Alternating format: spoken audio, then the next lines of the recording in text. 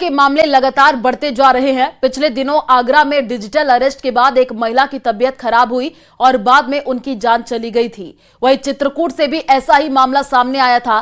PM Modi ने मन की बात कार्यक्रम के दौरान डिजिटल फ्रॉड को लेकर लोगों को जागरूक किया। देखिए रिपोर्ट।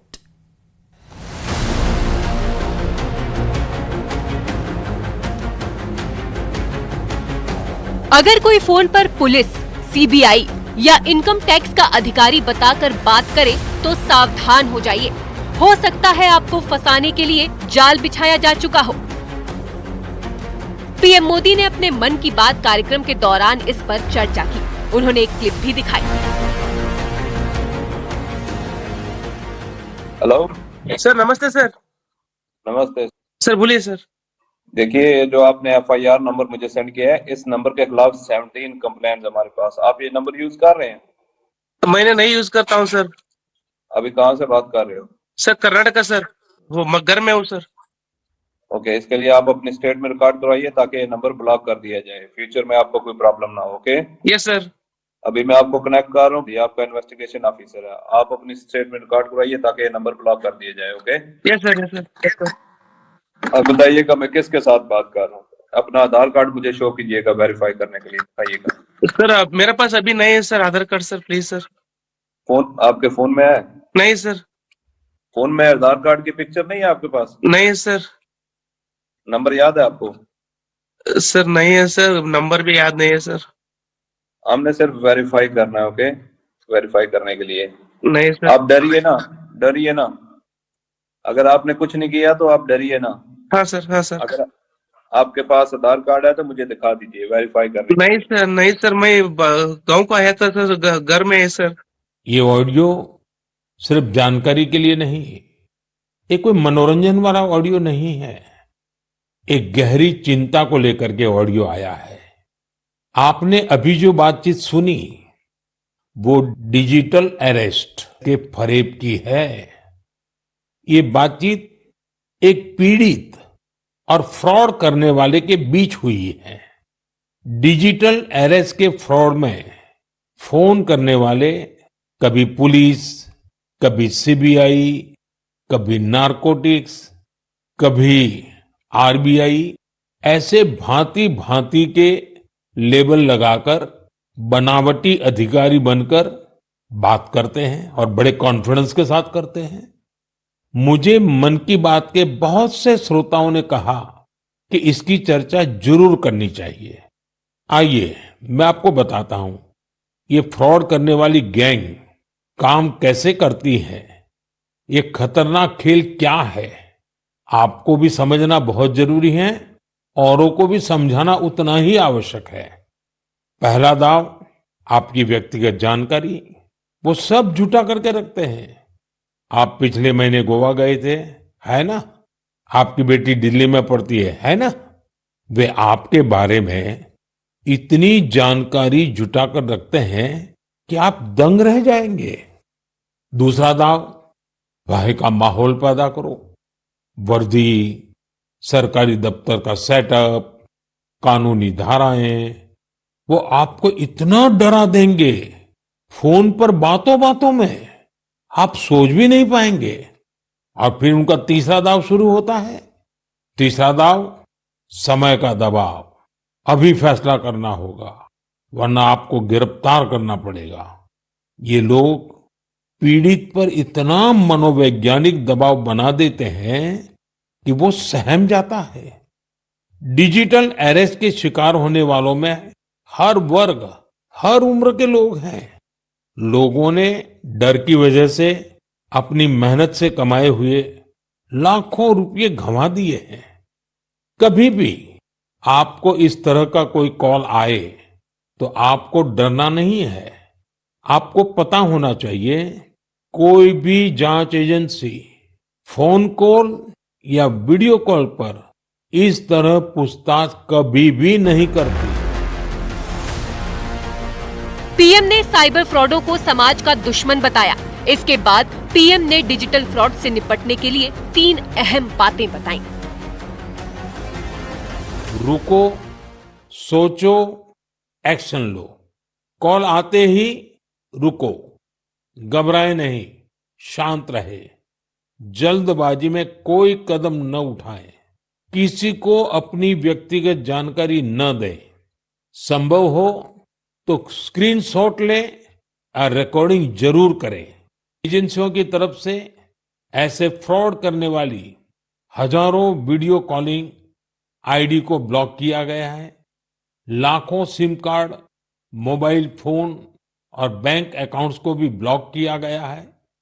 एजेंसियां अपना काम कर रही है, लेकिन डिजिटल अरेस्ट के नाम पर हो रहे स्कैम से बचने के लिए बहुत जरूरी है हर किसी की जागरूकता, हर नागरिक की जागरूकता। जो लोग भी इस तरह के साइबर फ्रॉड का शिकार होते हैं, उन्हें ज्यादा से ज्यादा लोगों को इसके बारे में बताना चाहिए।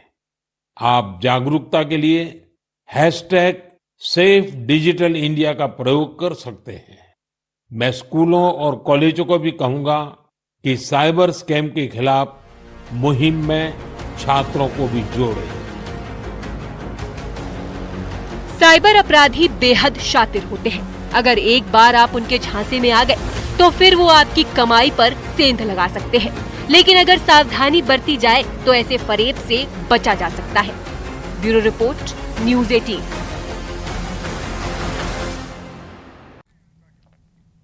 और चलिए रुक करते हैं अगली खबर की ओर। कानपुर से एक हैरान कर देने वाला मामला सामने आया है। यहां डीएम आवास के पास एक महिला का शव मिलने से हड़कंप मच गया है। आरोप है कि जिम से महिला को किडनैप कर उसकी हत्या कर दी गई, जिसके बाद आरोपी ने शव को डीएम आवास के पास में खाली पड़ी जमीन में दफना दिया था। पुलिस ने 4 महीने बाद आरोपी जिम ट्रेनर को गिरफ्तार किया है, जिसने पुलिस पूछताछ में अपना जुर्म कबूल किया है और उसकी निशानदेही पर पुलिस ने डीएम आवास के पास महिला का शव बरामद किया है। शव पूरी तरीके से गल चुका है। फॉरेंसिक टीम ने शव के टुकड़े जांच के बाद पोस्टमार्टम के लिए भेजे हैं और रिपोर्ट आने के बाद ये स्पष्ट होगा कि जिम ट्रेनर ने महिला को कैसे मारा था।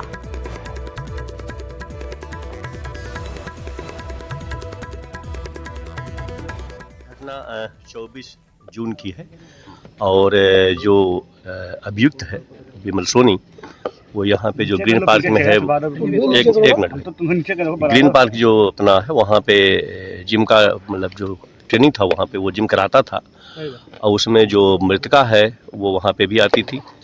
और इसका जैसा कहना है कि जब इसका तिलक हुआ है तो उसको लेकर के उसकी नाराजगी थी।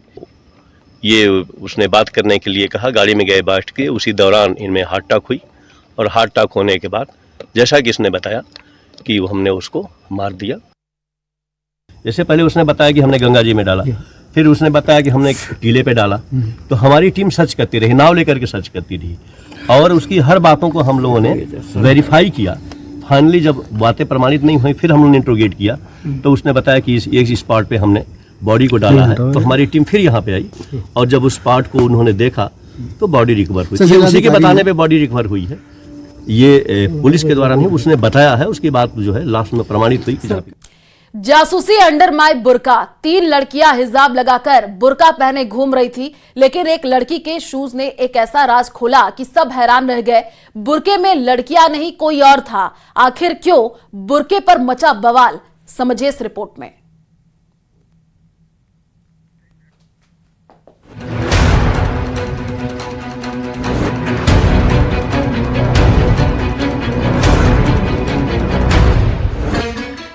मर्दाना चाल, बुर्के पर बवाल। चेहरे पर हिजाब, नकाब ही नकाब। ससुर की जासूसी, बुर्के में दामाद। क्यों दामाद ने बदला गेटअप?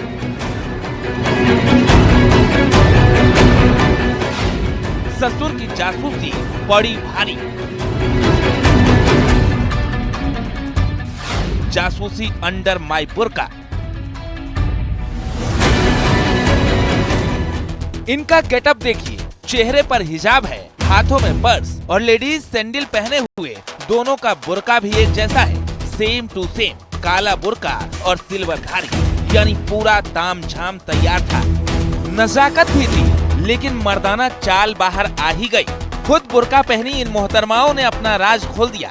हाथ में पर्स लिए इन मोहतरमा पर तो किसी का शक नहीं गया, लेकिन इनके साथ मौजूद इनकी दूसरी सहेली के जूते ने पूरा खेल बिगाड़ दिया, राज ही खोल दिया। दरअसल बुर्के में मोहतरमा नहीं बल्कि आदमी निकले। परिवार वालों को शक हुआ तो इनकी क्लास ली गई। सिर्फ एक नहीं बल्कि 3 लोग बुर्का पहन कर आए थे।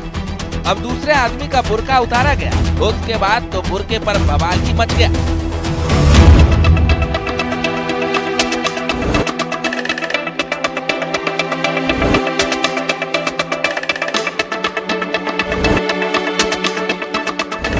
फिर इन जनाब की ऐसी खातिरदारी हुई कि पूछिए मत। बुर्का उतारा गया, फिर जमकर पिटाई हुई। आखिर माजरा क्या है, क्यों बुर्के में ये लड़के आए?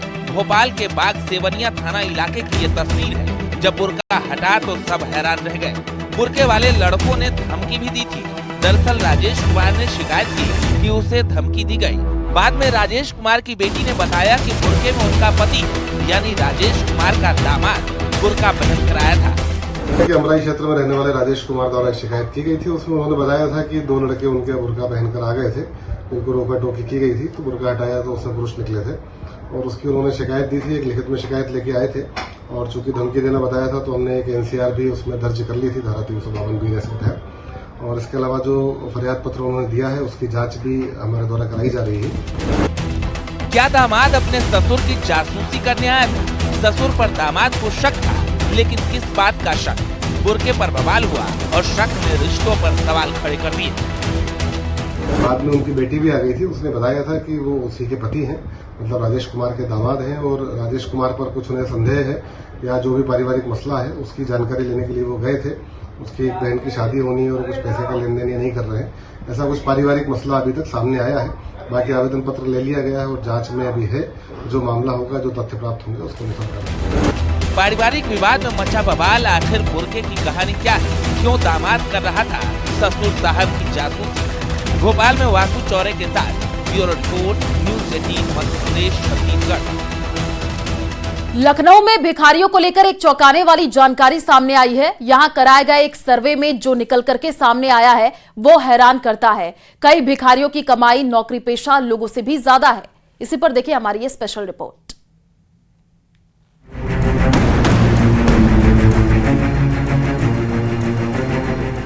रेलवे स्टेशन हो, मेट्रो स्टेशन हो या फिर शहर के व्यस्त चौक चौराहे, कहीं न कहीं भिखारी आपको आसानी से देखने को मिल जाएंगे। कई लोग अपनी जेब को देखते हुए और जरूरतमंद की मदद के नाम पर कुछ पैसे दे भी देते हैं। लेकिन लखनऊ से एक ऐसी जानकारी सामने आई है जो किसी को भी हैरान कर दे।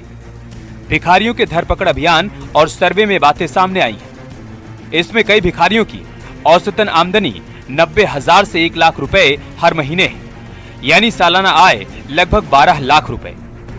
इतनी कमाई पर तो टैक्स भी लगता है, जो आम नौकरी पेशा वाले इंसान के लिए दूर की कौड़ी है।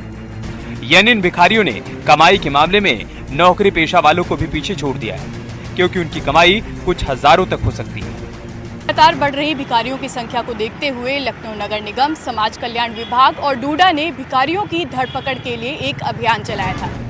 सरकारी सर्वे के मुताबिक लखनऊ में कई भिखारियों के पास स्मार्टफोन और पैन कार्ड तक मिले। सर्वे में एक भिखारी की औसतन कमाई 1200 रुपए आंकी गई, यानी लखनऊ के लोग रोजाना औसतन 63 लाख रुपए भीख के रूप में भिखारियों को देते हैं। सर्वे के मुताबिक भीख में सबसे ज्यादा कमाई महिलाओं की है। वहीं अगर वो गर्भवती हो तो कमाई दोगुनी हो जाती है। गर्भवती या गोद में छोटा बच्चा रखने वाली महिलाएं रोज 3,000 रुपए तक कमाती हैं, यानी वो हर महीने 80 से 90,000 रुपए कमा लेती हैं। वहीं बच्चे और बूढ़े भिखारी को रोजाना 1500 से 2,000 रुपए तक भीख मिलती है। दिन भर जो नौकरी करते हैं और कार से निकलना, बाइक से निकलना, पेट्रोल भरा रहे हैं और आम जीवन में इतना। और चलिए फिलहाल इस बुलेटिन में इतना ही। बाकी खबरों के लिए आप देखते रहिए न्यूज़ 18 राजस्थान। नमस्कार।